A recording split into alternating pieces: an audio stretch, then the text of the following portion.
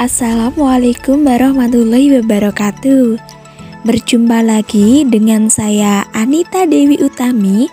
Pada video pembelajaran kali ini saya akan membahas tentang tema dalam filsafat matematika. Mohon diperhatikan dengan seksama agar kalian semua paham. Baik, selanjutnya langsung ke materi. Tema-tema perbincangan dalam filsafat matematika. Tema yang sering diperbincangkan. Apakah sumber dan sifat kebenaran matematika? Apa objek matematika? Apa kaitan logika dengan matematika? Kebenaran matematis dalam filsafat formalisme. Kebenaran matematika adalah kebenaran menurut definisi atau persyaratan yang menentukan makna dari term-term kunci. Persyaratan ini memberikan ciri khas bahwa validitas kebenaran matematika tidak memerlukan bukti empiris. Kebenaran matematika semata-mata dapat ditunjukkan dengan menganalisis makna yang terkandung dalam term-term di dalamnya, yang di dalam logika disebut sebagai benar secara a priori, yang mengindikasikan bahwa nilai kebenarannya bebas secara logis dari atau a priori secara logis pada sembarang bukti eksperimental. Ciri khas kepastian teoritis berakibat pada pernyataan analitis yang tidak membawa informasi faktual, tidak memiliki implikasi faktual, tidak memuat kandungan empiris, sesuatu yang berbeda dengan pernyataan sintetis, sehingga kebenaran pernyataan analitis dapat divalidasi tanpa referensi bukti empiris. Jadi, validitas kebenaran matematika tidak terletak pada sifat self-evident-nya dan tidak pula pada dasar empirisnya, akan tetapi diturunkan dari persyaratan yang menentukan makna konsep-konsep matematika. Dengan demikian, proposisi matematika adalah benar menurut definisi. Kebenaran a priori sekali benar, maka untuk seterusnya dan selamanya benar. Menurut kaum formalis, matematika berasal dari penggunaan pikiran manusia secara bebas, bukan melalui praktek matematisasi dalam kehidupan sehari-hari. Mereka memandang apakah matematika yang dihasilkannya berguna dan dapat diterapkan bukan urusannya. Bagi kaum formalis, matematika adalah untuk matematika. Matematika and science. Matematika dikembangkan tanpa tujuan untuk dapat digunakan dalam praktek dan atau dapat memberi manfaat nyata. Jadi, kebenaran suatu teorema itu adalah benar secara kondisional, sehingga kebenaran jenis ini berimplikasi pada tidak ada asersi tentang fakta empiris, sehingga tidak pernah terjadi pertentangan dengan sebarang penemuan empiris. Konsekuensinya berbeda dengan hipotesa dan teori pada sains empiris. Hipotesa dalam matematika tidak akan pernah menderita nasib menjadi tidak cocok dengan bukti empiris yang baru ditemukan. Tentang hal ini, Einstein memberikan pandangannya, Surya Sumantri, tahun 2005. Sepanjang hukum-hukum matematika mengacu pada realita, hukum-hukum itu tidak pasti. Dan sepanjang hukum-hukum itu pasti, mereka tidak mengacu pada realita. Objek matematika.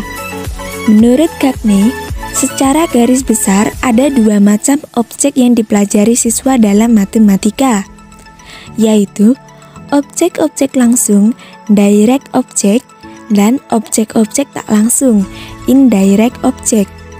A. Objek-objek langsung. Yang pertama, fakta atau abstrak, berupa konvensi-konvensi kesepakatan dalam matematika untuk memperlancar pembicaraan-pembicaraan dalam matematika, seperti lambang-lambang. Di dalam matematika, fakta merupakan sesuatu yang harus diterima tanpa pembuktian karena merupakan kesepakatan. Sebagai contoh, simbol bilangan 3 sudah dipahami sebagai bilangan 3. Jika disajikan angka 3, orang sudah dengan sendirinya menangkap maksudnya, yaitu 3. Sebaliknya, kalau seseorang mengucapkan kata 3, dengan sendirinya dapat disimbolkan dengan angka 3. Yang kedua, konsep. Konsep adalah ide abstrak yang dapat digunakan untuk menggolongkan atau mengklasifikasikan sekumpulan objek. Apakah objek tertentu merupakan contoh konsep atau bukan? Suatu konsep yang berada dalam lingkup matematika disebut sebagai konsep matematika. Segitiga adalah nama suatu konsep abstrak. Dengan konsep itu, sekumpulan objek dapat digolongkan sebagai contoh atau bukan contoh. Konsep berhubungan erat dengan definisi. Definisi adalah ungkapan yang membatasi suatu konsep. Dengan adanya definisi, orang dapat membuat ilustrasi atau gambar atau lambang dari konsep yang didefinisikan, sehingga menjadi semakin jelas apa yang dimaksud dengan konsep tertentu. Konsep trapesium misalnya, bila dikemukakan dalam definisi, trapesium adalah segi 4 yang tepat sepasang sisinya sejajar. Akan menjadi jelas maksudnya. Konsep trapesium dapat juga dikemukakan dengan definisi lain. Misalnya, segi 4 yang terjadi jika sebuah segitiga dipotong oleh sebuah garis yang sejajar salah satu sisinya adalah trapesium. Kedua definisi trapesium memiliki isi, kata atau makna kata yang berbeda, tetapi mempunyai jangkauan yang sama. Yang ketiga, operasi atau keterampilan matematika adalah operasi-operasi dan prosedur-prosedur dalam matematika yang merupakan suatu proses untuk mencari suatu hasil tertentu. Sebagai contoh misalnya, penjumlahan, perkalian, gabungan, irisan, dan sebagainya. Yang keempat, prinsip. Prinsip atau abstrak adalah objek matematika yang kompleks. Prinsip adalah suatu pernyataan bernilai benar yang memuat dua konsep atau lebih dan menyatakan hubungan antara konsep-konsep tersebut. Sebagai contoh, hasil kali dua bilangan P dan Q sama dengan 0 jika dan hanya jika P sama dengan 0 dan Q sama dengan 0. Atau bisa ditulis dengan simbol berikut. P dikali Q sama dengan 0 jika dan hanya jika P sama dengan 0 atau Q sama dengan 0. Objek-objek tak langsung dari pembelajaran matematika meliputi kemampuan berpikir logis, kemampuan memecahkan masalah, kemampuan berpikir analitis, sikap positif terhadap matematika, ketelitian, ketekunan, kedisiplinan, dan hal-hal lain yang secara implisit akan dipelajari jika siswa mempelajari matematika.